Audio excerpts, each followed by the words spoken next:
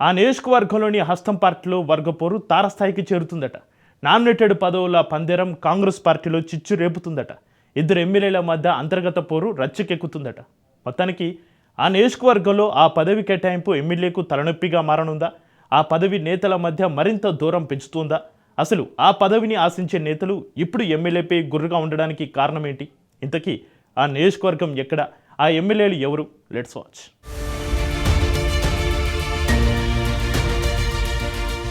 మంచిర్యాల జిల్లా బెల్లంపల్లి నియోజకవర్గంలో గత 10 సంవత్సరాలుగా పార్టీ కోసం కష్టపడిన కాంగ్రెస్ పార్టీలోని ద్వితీయ శ్రేణి నాయకులకు నిరాశ ఎదురవుతుందట. రాష్ట్రంలో కాంగ్రెస్ పార్టీ అధికారంలోకి వచ్చిన తర్వాత పదవుల కోసం ఎదురుచూస్తున్న వారి ఆశలు అడియాసలే అవుతున్నాయట.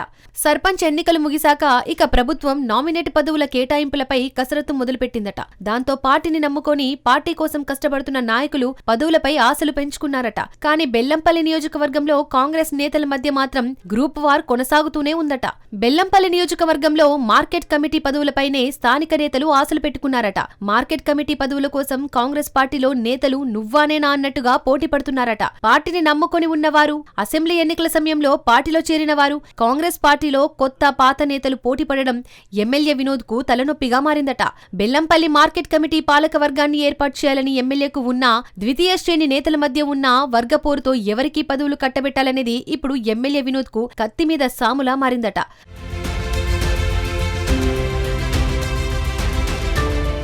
బెల్లంపల్లి మార్కెట్ కమిటీ చైర్మన్ పదవి ఈసారి ఎస్సీ మహిళకు కేటాయించారట. 10 ఏండ్లుగా ద్వితీయ శ్రేణి నాయకులకు ఎలాంటి పదవులు లేకపోవడంతో తీవ్ర నిరాశలో ఉన్నారట.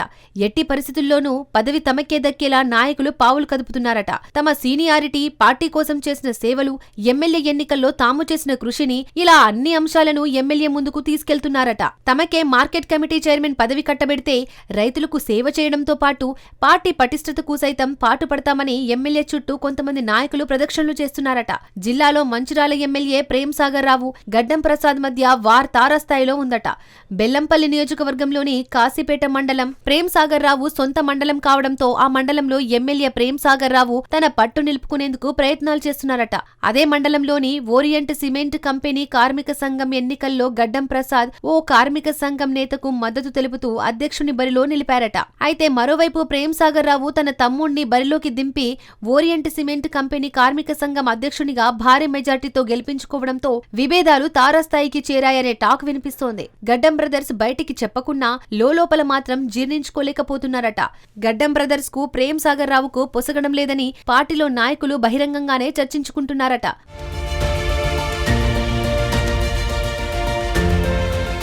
అయితే ప్రేమ్ సాగర్ రావు ప్రాబల్యాన్ని తగ్గించాలంటే మార్కెట్ కమిటీ చైర్మన్ పదవిని ఆ మండలంలోని ఓ యువనేతకు అప్పగించాలని ఎమ్మెల్యే వినోద్ సన్నాహాలు చేస్తున్నారట. ఆ యువనేతకు పదవి ఇవ్వడం ద్వారా ఆ మండలంలో తన పట్టు నిలుపుకోవడంతో పాటు ఎమ్మెల్యే ప్రేమ్ సాగర్ రావుకు చెక్ పెట్టేలా బెల్లంపల్లి ఎమ్మెల్యే పావులు కదుపుతున్నారని పార్టీలో పెద్ద చర్చే నడుస్తుందట.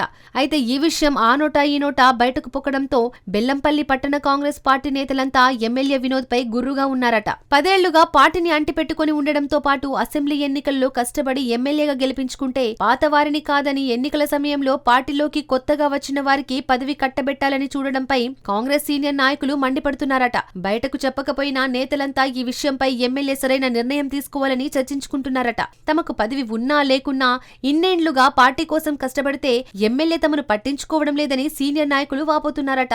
అయితే ఎమ్మెల్యే ఇప్పటికే ఓ నిర్ణయానికి వచ్చారా? 2-3 రోజుల్లో నామినేటెడ్ పదవి ఎవరికో ప్రకటించి అమెరికా పర్యటనకు వెళ్లేందుకు సిద్ధమవుతున్నారట. దీంతో ఏం చేయాలో తెలియక నాయకులు తలలు పట్టుకుంటున్నారట. నమ్ముకున్న నాయకుడే నట్టేటా ముంచితే తమ పరిస్థితి ఏంటని ఆవేదన చెందుతున్నారట.